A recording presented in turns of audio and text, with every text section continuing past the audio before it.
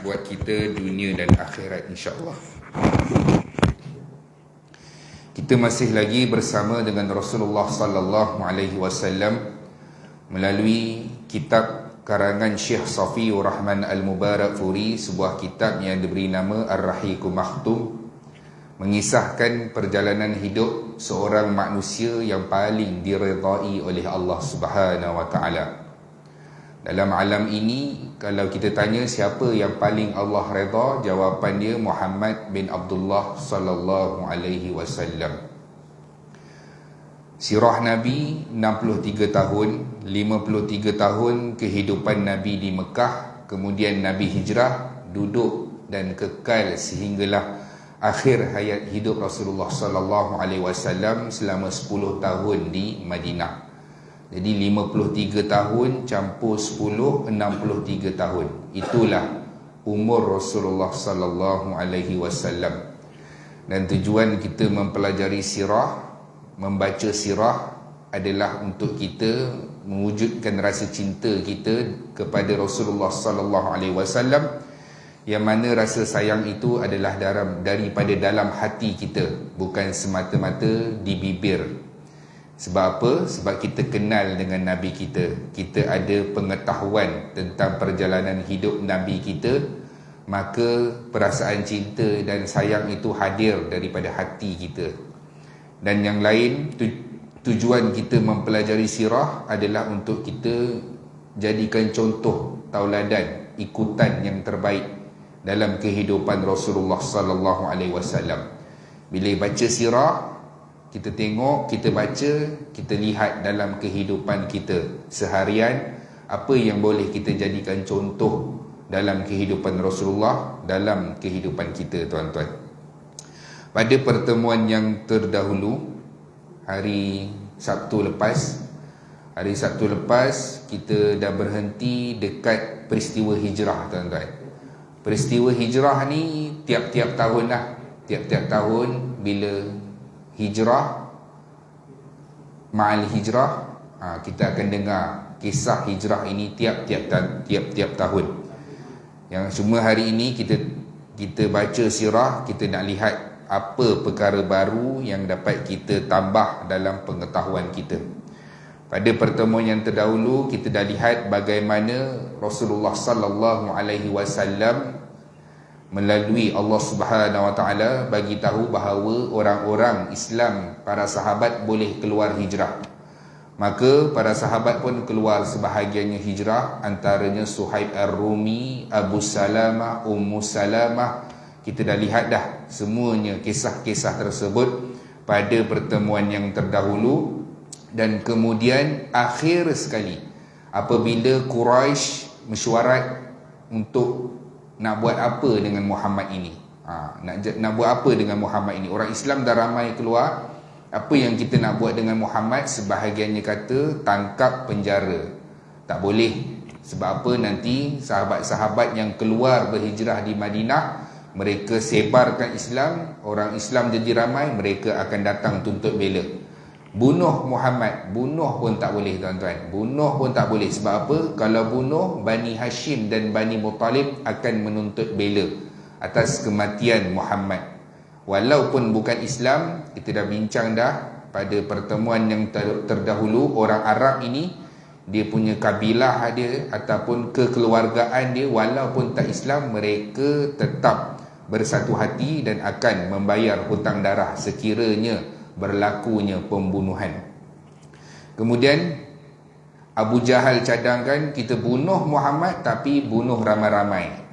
Bila bunuh ramai-ramai, tak boleh nak dipastikan kabilah mana yang kena bertanggungjawab, sebab semuanya dalam masa yang sama menusukkan pedang ataupun pisau ke dada Rasulullah sallallahu alaihi wasallam. Jadi tak boleh nak putuskan. Kalau Bani Hashim nak tuntut bela pun tak boleh, ramai sangat tak terlawan. Maka kematian Rasulullah sallallahu alaihi wasallam boleh diagih-agihkan dengan pembayaran diat. Bayaran tebus melalui duit. Maka ramailah kabilah-kabilah ini boleh bayar, tuan-tuan. Kumpul seorang sikit untuk bayar kepada ahli keluarga Muhammad sallallahu alaihi wasallam. Dan akhirnya sekali Allah Subhanahu Wa Taala membenarkan Nabi untuk keluar hijrah.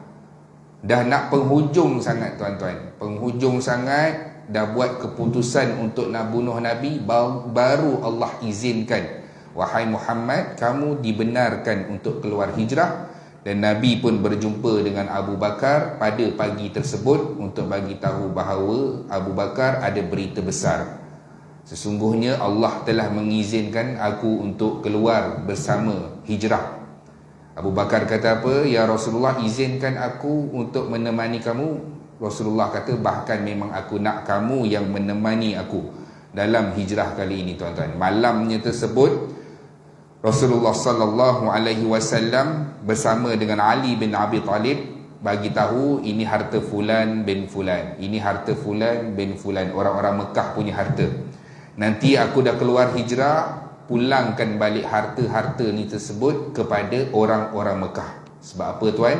Sebab hari itu kita dah bincang dah, orang-orang Mekah ni semuanya tak boleh dipercayai. Walaupun ahli keluarga sendiri mereka tak percaya.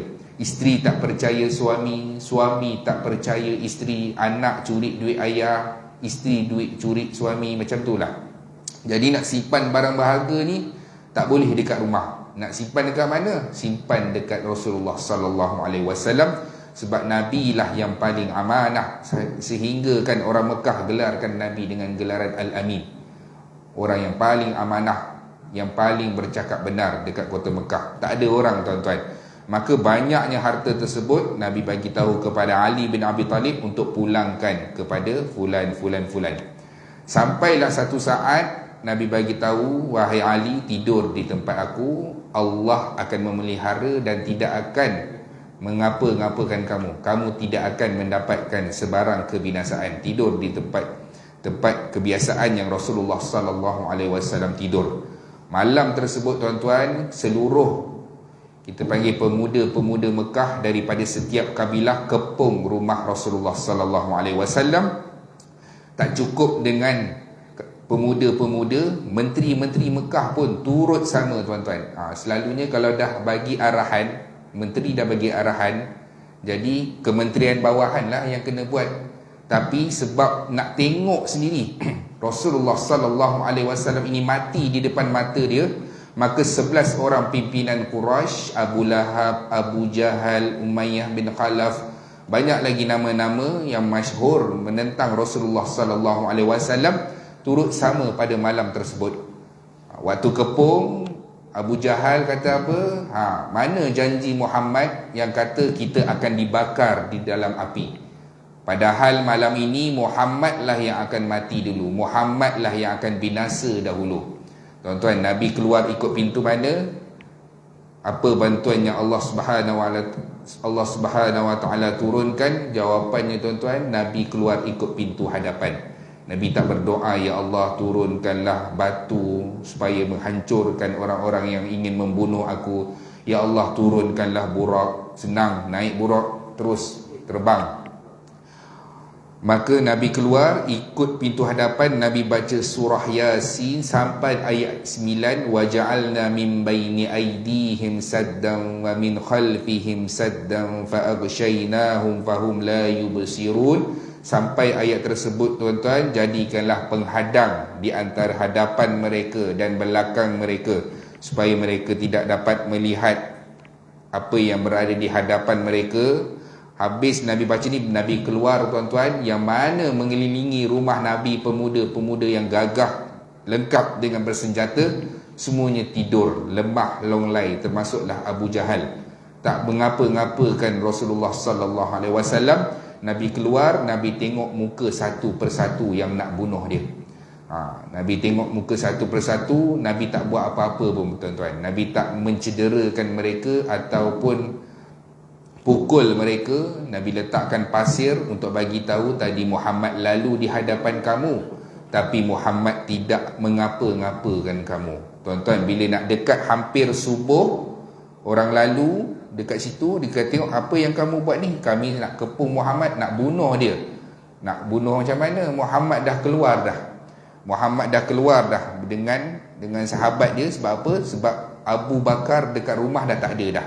Maka tahulah bahawa orang Quraisy, bahawa Rasulullah sallallahu alaihi wasallam dengan Abu Bakar sudah pun meninggalkan kota Mekah, tuan-tuan. Nabi keluar bersama dengan Abu Bakar pada malam tersebut, tapi Nabi tak terus menuju ke Madinah. Contoh, ini Mekah, ni masjid kita ni Mekah ni, depan situ jalan nak menuju ke Madinah. Nabi tak pergi hala sana, Nabi tak pergi hala utara, Nabi pergi selatan. Nabi berundur ke belakang, berundur ke belakang sekira-kira untuk mengelirukan orang-orang Quraisy Mekah. Nabi keluar, Nabi menuju ke arah selatan sampai dekat satu bukit namanya Jabal Thur. Jabal Thur, di atas itulah ada satu gua, tuan-tuan. Di situlah Rasulullah sallallahu alaihi wasallam bersama dengan Abu Bakar. Bayangkanlah tuan-tuan, daripada Mekah nak menuju ke Jabal Thur itu mengambil masa perjalanan 5 hingga 7 kilometer. Lama tuan-tuan. Nabi dah berumur 50 lebih, 53 tahun. Bayangkan tuan-tuan, 53 tahun berjalan kaki. Masa tu tak naik unta lagi, berjalan kaki 5 hingga ke 7 kilometer menuju ke Jabal Thur. Sudahlah sampai di kaki Jabal Thur, terpaksa mendaki, tuan-tuan. Rekod nak sampai ke atas tu mengambil masa 2 jam.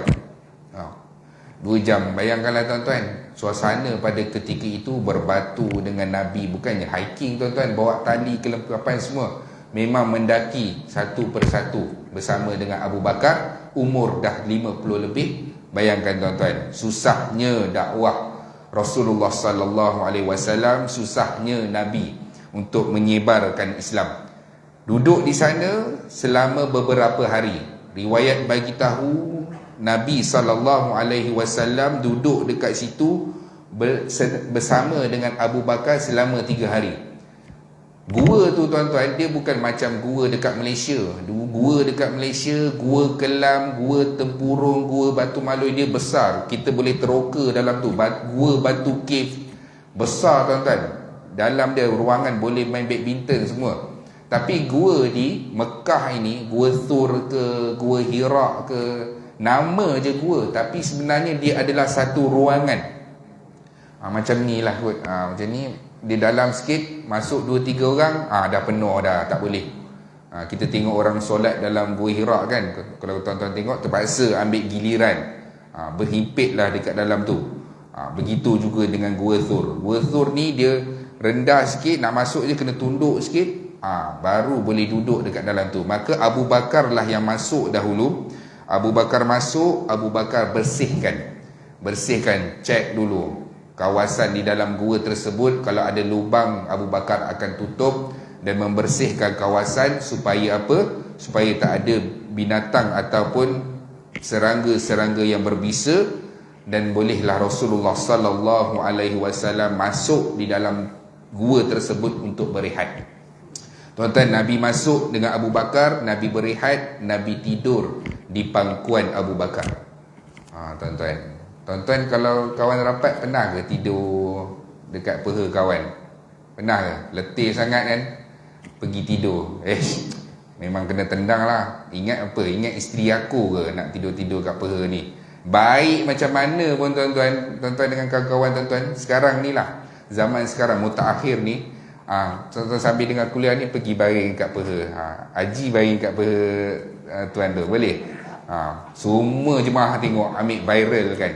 Rasulullah sallallahu alaihi wasallam bersahabat dengan Abu Bakar, boleh baring tuan-tuan, boleh baring di atas peha Abu Bakar. Sahabat dunia akhirat. Sebelum Islam lagi mereka bersahabat, waktu kecil lagi mereka dah bersahabat, ditambah pula dengan datangnya Islam, bersahabat pula dengan atas nama Islam, dengan wafat pun umur yang sama, kubur pun bersebelahan tuan-tuan. Inilah sahabat yang membawa kepada syurga Allah Subhanahu Wa Taala. Jadi Abu Bakar dengan Rasulullah sallallahu alaihi wasallam duduk berehat di dalam gua itu dalam tempoh 3 hari tuan-tuan. Dalam gua tersebut pun ada beberapa peristiwa. Antaranya ada satu keadaan di mana Abu Bakar disengat. Disengat, saya tak pasti dengan kala jengking dan sebagainya. Disengat, sakit tuan-tuan. Kalau kita lah kejap Nabi, macam tu kan. Ya Rasulullah tepi sikit, macam tu. Sebab sakit kena bisa sengatan serangga tersebut. Maka ketika itu Abu Bakar tahan sakit, punyalah sakit sehingga mengalirkan air mata, kena dekat Rasulullah sallallahu alaihi wasallam. Nabi kata, "Kenapa dengan kamu wahai Abu Bakar?" "Ya Rasulullah, kena sengat." Nabi pergi, Nabi pegang usap bahagian yang sakit tu, yang bisa tu, maka hilanglah rasa kesakitan tersebut, tuan-tuan. Itu antara mukjizat Rasulullah sallallahu alaihi wasallam. Dan mukjizat Rasulullah sallallahu alaihi wasallam tidak jauh juga dengan para sahabat. Ada para sahabat, nama dia Abu Sa'id Al-Khudri. Dia orang minta dihilangkan bisa, dia baca Fatihah saja. Baca Fatihah, pegang, diusap, seolah-olah bisa itu keluar bersama dengan tangan dia, tuan-tuan. Fatihah, Al-Fatihah. Sama juga, tuan-tuan, Tuan Guru almarhum Tuan Guru Haruddin di Darussyifa. Kalau dia merawat, tuan-tuan, dia punya angka giliran tu, dia seorang 200 orang. 200 orang untuk tengok dia, pesakit dia untuk tengok dengan dia.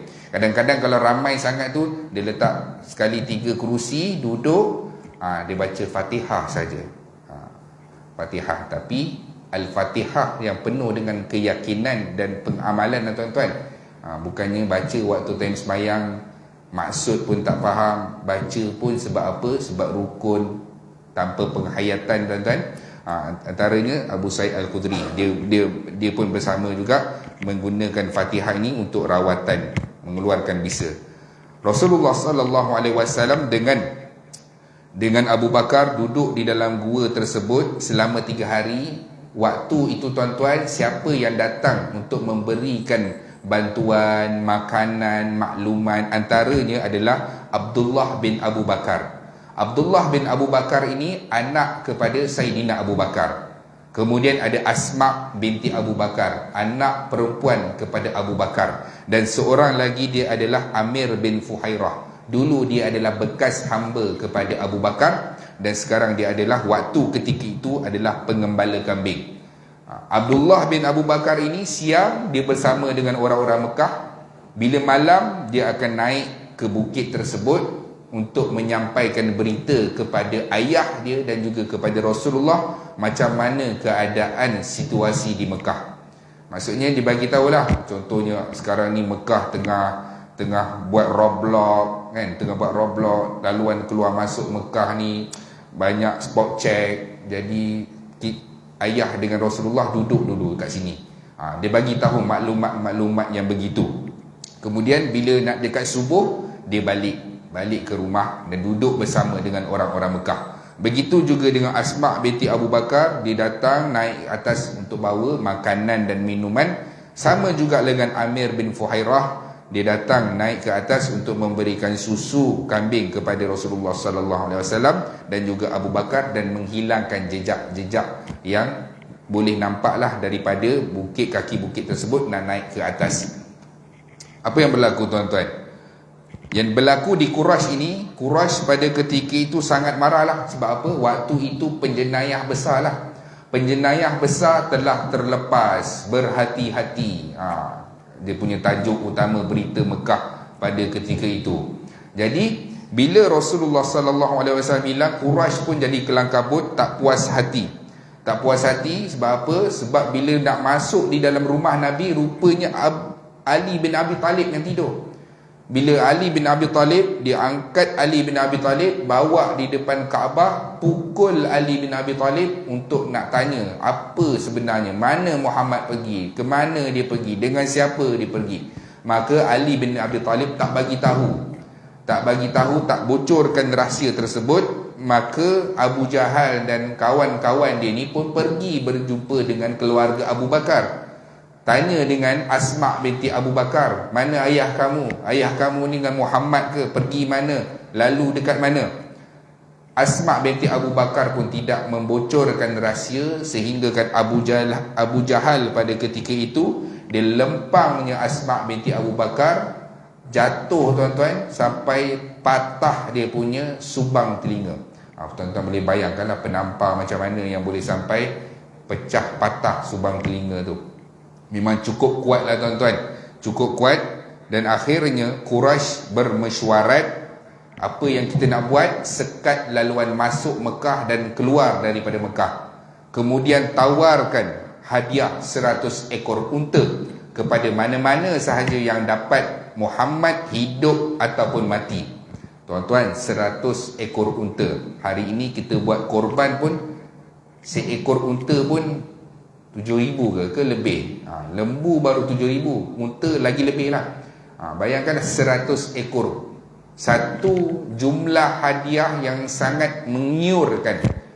Orang-orang di Mekah semuanya, yang mana penjejak-penjejak, ada yang secara berkumpulan, ada yang secara perseorangan, mencari Rasulullah sallallahu alaihi wasallam untuk nak dapatkan hadiah begini tuan-tuan. Quraisy upah penjejak padang pasir, dipanggil, dia ada ilmu, dia ilmu menjejak padang pasir ni, ilmu al-qawafi, mencari jejak di padang pasir. Maksudnya apa? Boleh tengok ini, kalau nampak najis unta ni dah berapa lama dah ni. Unta ni duduk dan beredar daripada kawasan ni.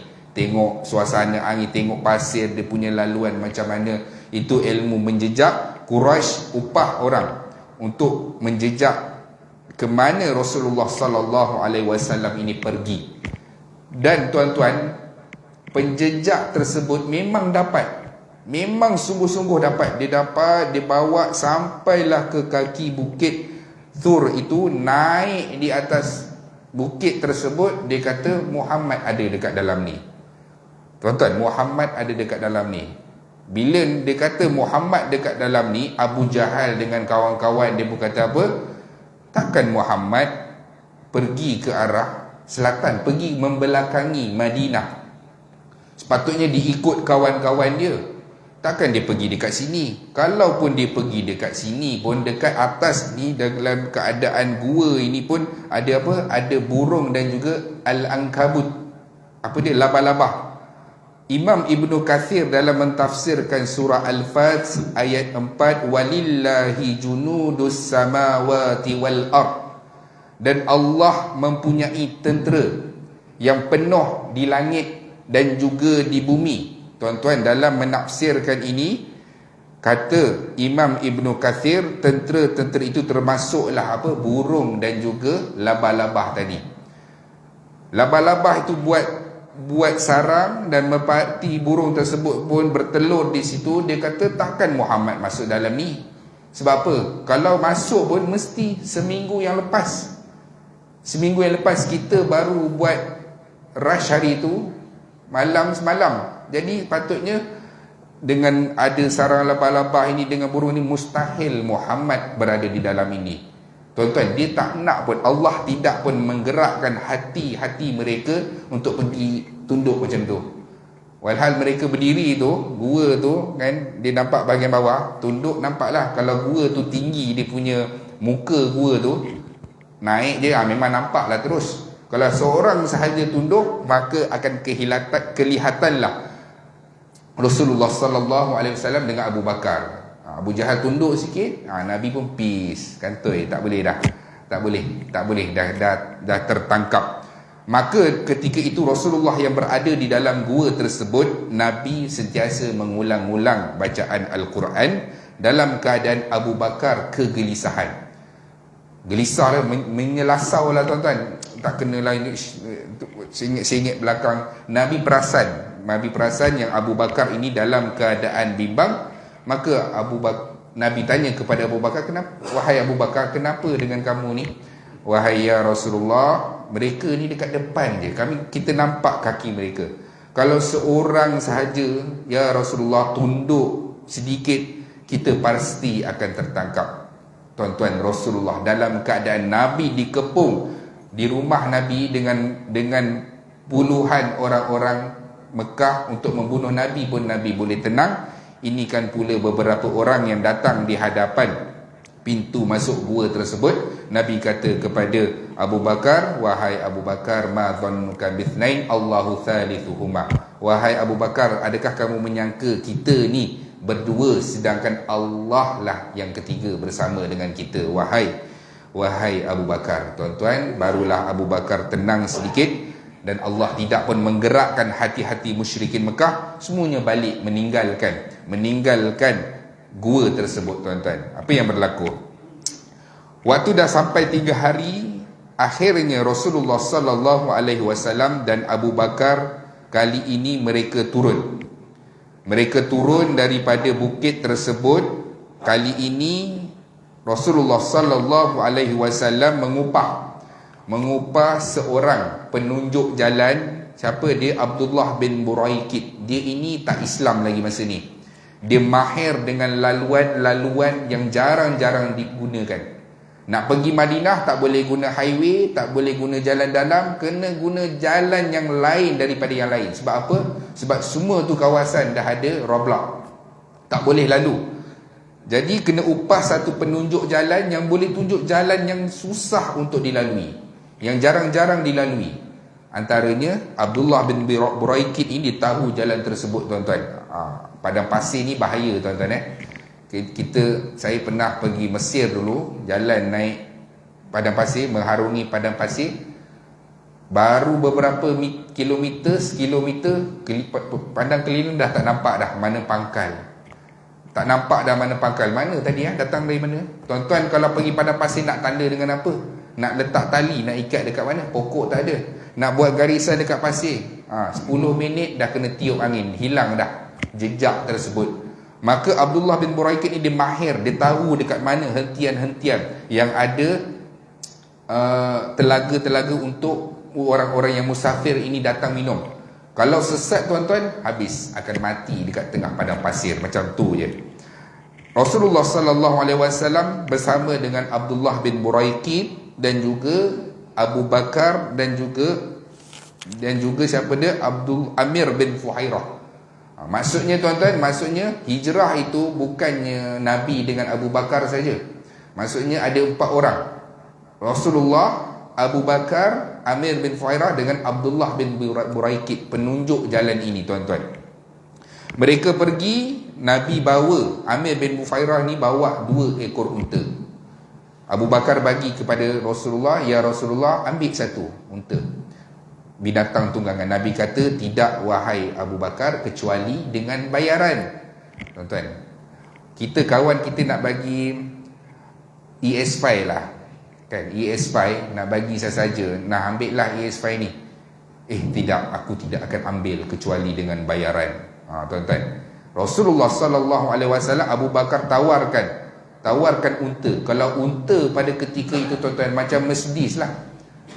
Kuda, keldai, kuda, upgrade sikit unta. Sebab unta ni orang berkeluarga, boleh banyak muatan yang boleh dibawa. Jadi nak bagi unta kepada Rasulullah sallallahu alaihi wasallam, Nabi kata, wahai Abu Bakar, tidak kecuali dengan bayaran. Nabi nak ajar kita bahawasanya tangan yang memberi itu lebih baik daripada tangan yang menerima. Dan juga maruah itu, tuan-tuan, maruah. Nabi nak ambil dengan bayaran, maka Nabi berikan dengan jumlah yang dipersetujui. Maka mereka pun memulakan perjalanan. Pada ketika itu Asma' binti Abu Bakar lah datang menyiapkan bekalan untuk musafir, makanan dan juga keperluan untuk musafir. Dalam perjalanan, tuan-tuan, macam-macam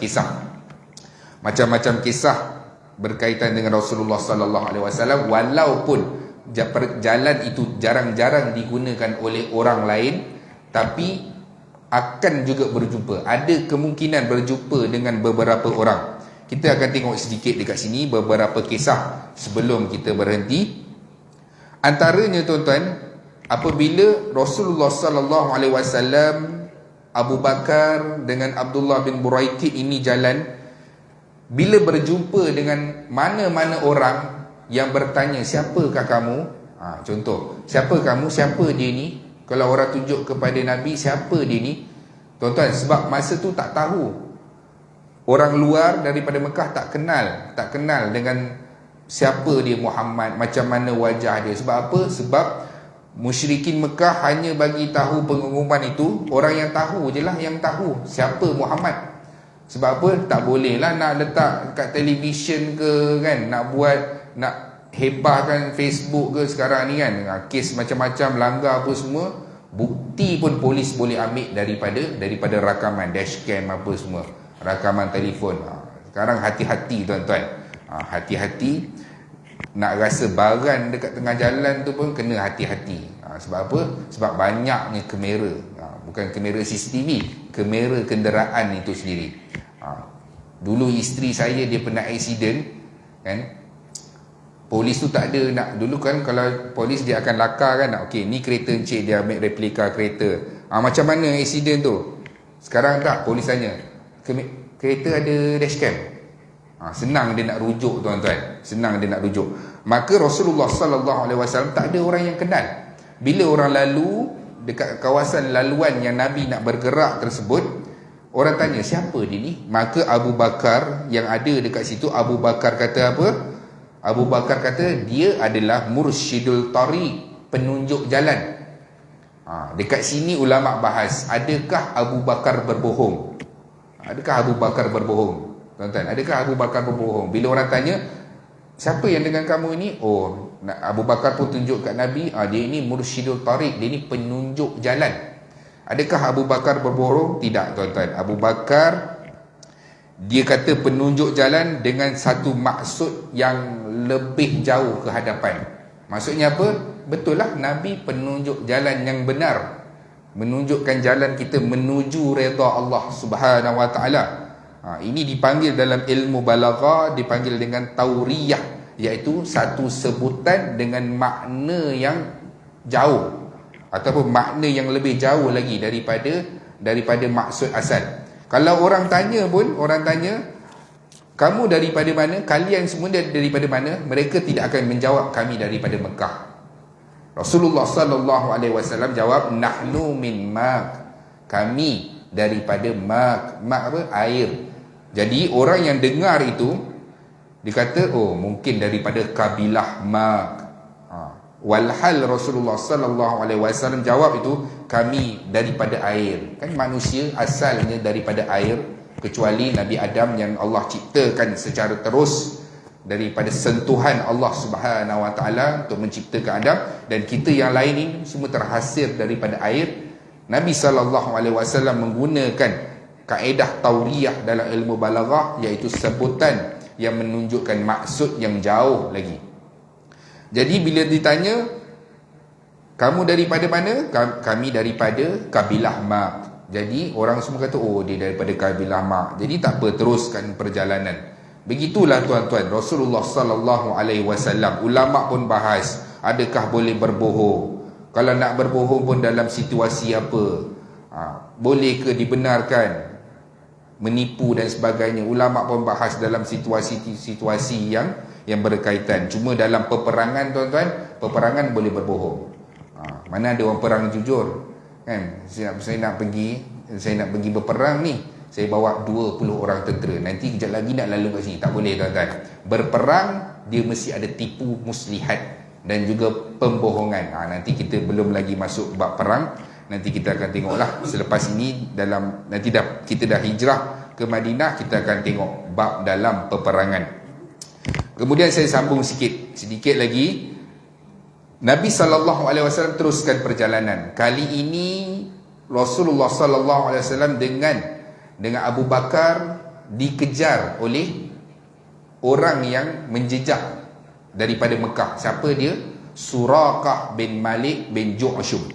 Suraqah bin Malik bin Ju'shum ini, dialah satu-satunya yang dapat kejar dan dapat cari Muhammad di mana. Maksudnya dia kejar, Abu Bakar dengar. Yelah tuan-tuan, dekat padang pasir kalau berdua ke ada kumpulan lain, kita dengarlah, dengan Suraqah datang dalam keadaan memakai baju besi, siap dengan tombak dan pedang, kejar. Nabi Abu Bakar tanya dengan Nabi, wahai ya Rasulullah, kita ni kena kejar ni. Tenang wahai Abu Bakar, jalan. Abu Bakar pun tak tentu arah, tengok lagi sekali belakang, makin dekat. Wahai Rasulullah, makin dekat. Tenang wahai Abu Bakar. Jadi bila kuda yang dipacu oleh Suraqah ini sekira-kira jarak penombak dengan lembingnya. Sekira-kira jarak tu tuan-tuan, tombak dengan sasarannya, sekira-kira jarak tersebut, tiba-tiba kuda yang ditunggang oleh Suraqah bin Malik bin Ju'shum ini terbenam, dan kaki kuda tersebut terbenam termasuk ke dalam pasir, jatuh tergolek Suraqah ini. Dia tak rasa apa-apa lagi, dia rasa mungkin kesilapan dia kelang kabut. Jadi dia bangunkan kuda dia naik semula kuda dia pacu lagi kuda dia. Dia pacu lagi kuda dia lagi, dan nak dekat-dekat lagi ni, jatuh sekali lagi, kali kedua. Kali kedua dia dah mula berfikir dah, ni kenapa jatuh ni? Dia pun tunggang sekali lagi, naik kali yang ketiga tuan-tuan. Kali ketiga pun dah nak dekat, Allah Subhanahu Wa Taala takdirkan dia jatuh lagi sekali. Suraqah bin Malik ni dia bukan sekadar penjejak, dia juga adalah mahir dengan menunggang kuda dan juga mahir dalam pertempuran. Sebab tu dia boleh menjejak, dia bawa dengan kelengkapan dia, baju perang dia dan sebagainya. Dia jatuh ketiga kali ni, maka yakinlah dia ketika itu bahawasanya orang yang dikejar ini dilindungi Tuhan dia. Maksud dia apa? Yakinlah bahawa yang aku kejar ini, Muhammad ini, Tuhan dia lah melindungi dia. Jadi bila dah 3 kali dekat dah tuan-tuan, sekira-kira Suraqah kalau dia jerit lah, dia kata Abu Bakar contoh, Muhammad kan, tunggu. Sekira-kira begitu, maka Abu Bakar tanya kepada Nabi, ya Rasulullah, Suraqah panggil. Suraqah panggil, pergi tanya dia apa yang dia nak. Maka Suraqah bin Malik kata, kami dekat Mekah ditawarkan dengan hadiah sekian-sekian, 100 ekor unta. Boleh tak nak minta apa-apa bukti lah. Kononnya kalau tak dapat nak claim 100 ekor unta, dapat 50 ekor unta pun jadilah kan, ada bukti ke apa ke. Maka ketika itulah Rasulullah sallallahu alaihi wasallam dan Suraqah bin Malik ni diminta kepada Nabi sallallahu alaihi wasallam, boleh tak nak satu surat, buat satu surat. Dalam satu surat itu tulis bahawa sesungguhnya kamu memberikan aku keamanan. Sebab apa? Suraqah bin Malik ni nanti akan datang bila-bila dia nak guna surat tu. Dia nak guna surat sokongan tu lah. Mungkin dia yakin bahawa yang dia kejar ini adalah pesuruh Allah, dan Muhammad ini akan membentuk negara dan sebagainya. Dia minta, boleh tak Muhammad buat satu surat, mana aku nak gunakan surat ini bila-bila saja. Dalam surat itu menulis bahawa sesungguhnya kamu memberikan keamanan kepadaku. Nanti kita akan tengok nanti, itu peristiwa di Madinah nanti, dalam keadaan Suraqah bin Malik ni dia guna nanti surat itu tuan-tuan. Surat itu. Kemudian Rasulullah sallallahu alaihi wasallam dilawa oleh Suraqah bin Malik. Suraqah kata, wahai Muhammad, ini ada pedang, ada tombak, ada beberapa keperluan, ambillah untuk kamu teruskan perjalanan kamu ke Madinah. Nabi SAW tak ambil tuan-tuan. Nabi kata tak apa, cukup dengan kamu merahsiakan perjalanan aku ini. Cukup dengan itu Nabi SAW. Nabi kalau dah ada tuan-tuan, Nabi takkan minta yang lebih. Beza dengan kita dah ditapau kan dengan sebungkus nasi lemak, kita nak 3 nasi lemak lagi. Sebab dekat rumah ada 2-3 orang lagi, tak pun nak mengulang ke apa kan tuan-tuan. Padahal dah sampai tengah hari dah tak nak dah makan nasi lemak tu, dan nak makan lauk tengah hari pula. Itu kita kan. Kita kalau ditawarkan lebih, tak apalah, bagilah orang yang belakang kan. Begitu Rasulullah SAW. Nabi dah ada dah keperluan dan kelengkapan. Nabi kata tak apa, cukup kamu Suraqah tidak membocorkan perjalanan kami ini ke Madinah. Maka Suraqah bin Malik pun meneruskan perjalanan dan pulang tuan-tuan. Kalau tuan-tuan perasan, ada satu cerita tentang Suraqah bin Malik ini, yang mana Rasulullah SAW nak hadiahkan gelang tangan Maharaja Kisra.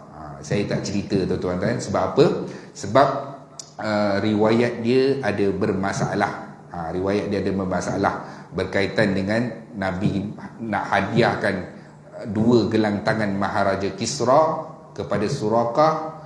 Nanti Nabi wafat, naik Abu Bakar menjadi pemimpin. Kemudian Abu Bakar wafat, naik Saidina Umar jadi pemimpin. Tawan Kisra ini tuan-tuan kemudian dapat gelang tersebut. Bila Nabi Saidina Umar teringat pesan Nabi bahawa sesungguhnya bagi gelang tangan ini kepada Surakah, maka ketika itulah Saidina Umar berikan gelang itu kepada Surakah bin Malik. Cerita itu ada riwayat dia, ada kisahnya, cuma sanadnya ataupun perawinya bermasalah sedikit tuan-tuan. Itu saja, cuma saya cerita kepada tuan-tuan supaya kita ada makluman tentang perkara tersebut. Yang pastinya Surakah dia dapat Nabi, tapi dia tak tangkap Nabi sebab dia terjatuh beberapa kali, dan dia minta kepada Rasulullah sallallahu alaihi wasallam, dan Nabi minta apa, Abu Hurairah ni untuk tulis surat kepada Surakah, memberikan jaminan kepada Surakah di masa-masa akan datang.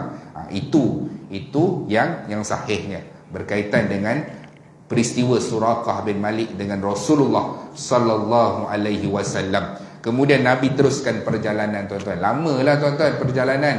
Berjalan kaki, naik unta. Selalunya orang Arab ni kalau perjalanan musafir, siang dia akan berjalan sepanjang hari, malam dia akan berhenti buat kemah, tidur dan berehat. Esok pagi dia akan jalan, teruskan perjalanan. Nanti kita akan lihat juga beberapa kisah Rasulullah sallallahu alaihi wasallam di mana Nabi akan berhenti di satu kemah milik siapa? Abu Ma'bad dan Ummu Ma'bad. Itu semuanya kita akan lihat pada pertemuan yang akan datang tuan-tuan. Panjanglah sikit sirah Nabi sallallahu alaihi wasallam ni berkaitan dengan hijrah, dan kita pun sudah hampir menamatkan kehidupan Rasulullah di Mekah selama 53 tahun. Sedar tak sedar tuan-tuan, dah 53 tahun dah kita bersama dengan Rasulullah sallallahu alaihi wasallam. Insya-Allah sekali lagi pertemuan kita akan habiskan kisah hijrah, dan kita akan masuk bagaimana Rasulullah sallallahu alaihi wasallam membina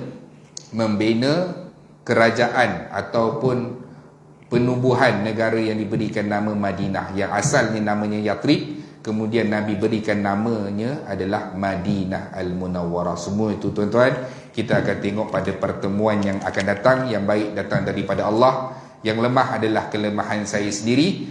Asbab daripada kita membaca sirah Rasulullah sallallahu alaihi wasallam, Allah himpunkan kita di mahsyar nanti bersama juga dengan golongan para nabi dan para rasul, insya-Allah. A'udzubillahi minasyaitonirrajim. Bismillahirrahmanirrahim. Alhamdulillahirabbil alamin, wassalatu wassalamu ala asyrafil anbiya'i wal mursalin wa ala alihi washabbihi ajmain. Ya Allah, ya Tuhan kami, ampunkanlah dosa-dosa kami, dosa kedua ibu bapa kami, dosa ahli keluarga kami, dosa rakan-rakan kami.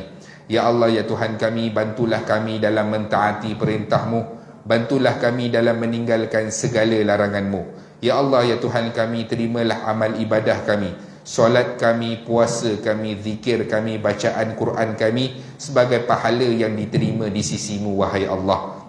Ya Allah, ya Tuhan kami, ringankan sakit sakaratul maut kami, ya Allah. Permudahkan sakaratul maut kami, ya Allah. Matikan kami dalam keadaan husnul khatimah, jangan matikan kami dalam keadaan su'ul khatimah. Ya Allah, ya Tuhan kami, jadikan alam kubur kami di antara taman-taman syurga, jangan jadikan kubur kami di antara lubang-lubang neraka. Bangkitkan kami, ya Allah, dalam keadaan Engkau redha dengan kami, ya Allah. Berilah buku amalan kami dengan tangan kanan kami, jangan beri buku amalan kami dengan tangan kiri kami. Permudahkanlah proses timbangan mahsyar kami nanti, ya Allah. Ihsanlah kami semasa proses timbangan mahsyar kami nanti, ya Allah. Ya Allah, ya Tuhan kami, pimpinlah kami dalam meniti titian sirat-Mu, ya Allah. Himpunkan kami, kedua ibu bapa kami, ahli keluarga kami, rakan-rakan kami ke dalam syurga Firdaus-Mu tanpa hisab dan azab, dan jauhkanlah kami daripada azab api neraka Jahannam. Rabbana atina fid dunya hasanah wa fil akhirati hasanah wa qina adzabannar. Wassallallahu ala sayyidina Muhammad wa ala alihi wa sahbihi wasallam. Walhamdulillahi rabbil alamin. Taqabbalallahu minkum.